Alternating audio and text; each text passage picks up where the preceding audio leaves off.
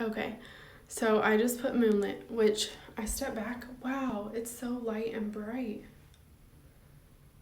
Which is great if you put that light and bright color over your base shade, because that base shade is meant to color correct.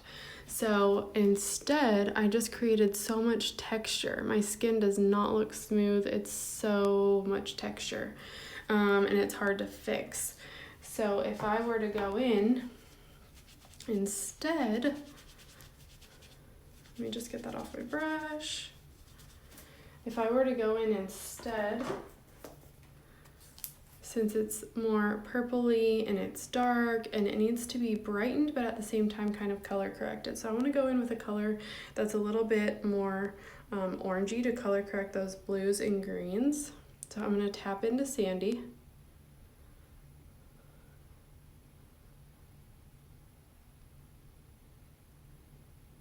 Now, if I color match you, I will always color match you with 2 shades, a base shade and a brightener. So this would be my base shade, which you want to put on first because the base shade is meant to even the skin tone and color correct. So you can see there's way less texture. It's still bright and opens my eye, but it has removed that bag right there. There's no line right there. You can't see it. It's color corrected. That purple and that blue with a more orangey shade. Over here, it's not only created texture, but you can still see the bag and this line, and it accentuates everything that's going on that side.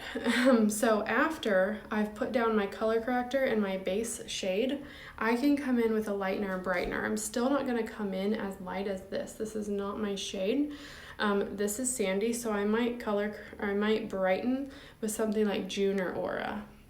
So I'm going to go in with June and use this to brighten. Now you don't always have to do this, but if you use 2 colors, this is how you would use them. So that is the difference between color correcting first and then brightening, and just going in with a concealer.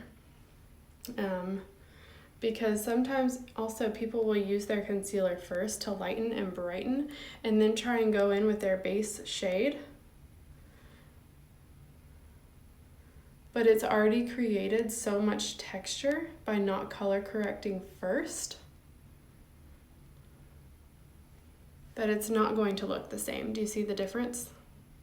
And I'm not just more tired on one side of my face. I mean, you can see an obvious difference, and there's way more texture and product buildup on this side. So that is the beauty of color correcting.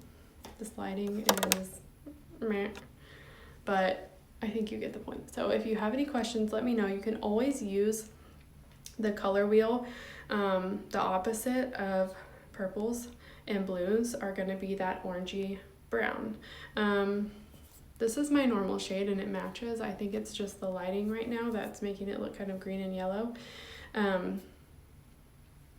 So if you need help, let me know, but also make sure you're using the color wheel, especially if you ever have a question about what color eyeshadows you should be using. That's a really good one too, to use the color wheel, because I have green eyes. So the opposite of green is like the reddy orangish tones, and my favorite eyeshadows on myself are Leo and Zion, which are orange and red. So really use the color wheel to your advantage, and make sure that you're always color correcting first and then brightening.